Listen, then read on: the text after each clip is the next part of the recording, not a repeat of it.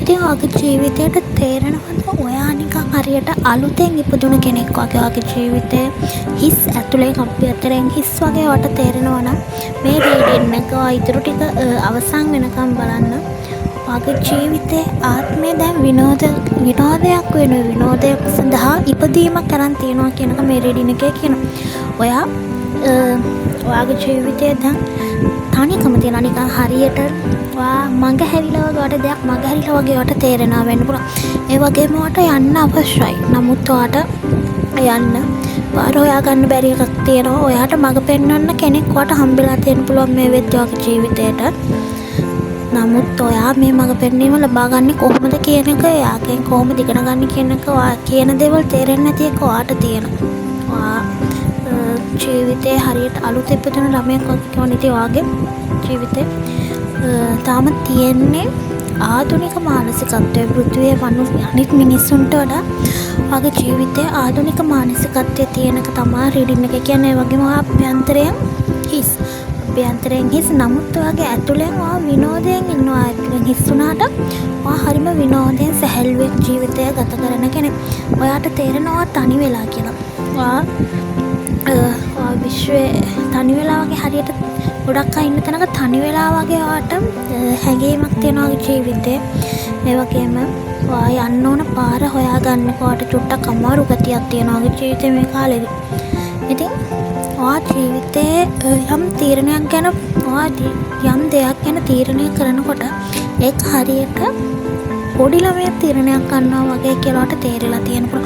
ජීවිතේ පොඩි ළමයෙක් තීරණයක් ගන්නවා වගේ තමයි ඔයාගේ ජීවිතේ ඔයා තීරණ ගැනීම සිදු කරන්න කියන එක රීඩින් එකේ කියන්නේ. ඉතින් ඔයා දැන් ජීවිතේ ඒ වගේම කරන්න ඕන තව දෙයක් තියෙනවා. ඔයාගේ ජීවිතේ පැරණි දේවල් තියෙනවනේ. අන්නේ පැරණි සියලුම දේවල් ජීවිතෙන් දැන් ඉවත් කරගන්න අවශ්‍යයි කියන එක රීඩින් එකේ කියනවා. ඉතින් ඔයාගේ ජීවිතේ තියෙන පැරණි දේවල් ඉවත් කරලා හරියට අලුත් කෙනෙක් වගේ ජීවිතේ පටන් ගන්න. ඒ වගේම ඔයා ධනාත්මක භාවයේ ප්‍රකාශකයෙක් කියන එක මේ රීඩින් එකේ පෙන්නනවා. ඔයා අනිත් අයගේ ජීවිතයේ පොසිටිව් එනර්ජි එක ලබා දෙන්න, අනිත් අයගේ ජීවිතය සාර්ථක කරගන්න උදව් උපකාර කරන්න ආව කෙනෙක් වෙන්නත් පුළුවන්. මොකද මේක වෙන්න පුළුවන් කියන්නේ ඔයාගේ ජීවිතේ ඔයාගේ සෝල් රීඩින් එක කාඩ් පතරා කරන්නේ නෑ. වගේම ඔයාගේ සෝල් රීඩින් එක පර්සනලි බලවුවොත් තමයි මට සත්‍ය කතාව කියන්න පුළුවන්. ඉතින් මේක පොදුවේ බලන රීඩින් එකක් ඉඳලා අනිවාර්යෙන්ම මේක මතක තියාගන්න ඕනේ. ඒ වගේම ඔයාට සැරින් සැරේ ලෝකයකට භයානක විදිහට සිතුවිලි එන්න පුළුවන්. මේ වගේ දෙයක් වෙයි කෙනෙක්ට, මේ වගේ කියන්නේ භයානක අනාවැකි ඔයාගේ ජීවිතයට ලැබෙන්න පුළුවන්.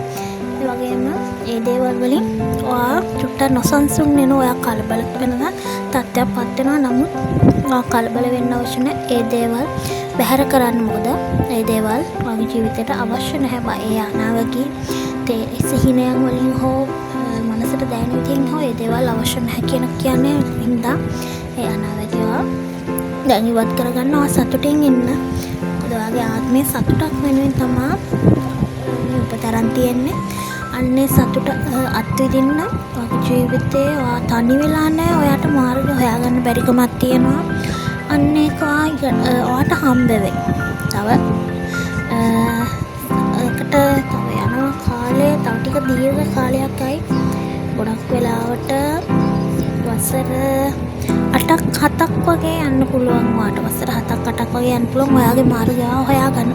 ඉතින් ඒ නිසා ඔයාගේ ජීවිතේ දැන් ඔයාට දැනෙන දේවල් ඔයා එච්චර ගණන් ගන්න එපා. මොකද ඔයාගේ ජීවිතේ දැන් අවශ්‍ය විදිහට දැන් ඔයා ජීවිතය ගත කරන්න අනිත් දේවල් හිතන්නේ නැතුව. ඉතින් මේ රීඩින් එක ඔයා යම් ඔයාගේ ජීවිතේට නොතේරුණ දෙයක් ගැන දැනගත්තා නම් කමෙන්ට් එකක් දාන්න. මොකද ඔයා දැන් අලුත් ඉපදුන කෙනෙක් වගේ ඔයා ජීවිතය පටන් ගන්න සූදානම් නම් අනිවාර්යෙන් කමෙන්ට් එකක් දාන්න.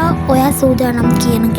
මොකද සූදානම් නම් මේ එනර්ජි එක පෙරිඩින් එක එනර්ජි එක ඔයාගේ ජීවිතයට ඔයාගේ සෝල් එකට ඔයාගේ ආත්මයට අනිවාර්යෙන්ම ගන්න කියන එක මං කියනවා ඔයාලට.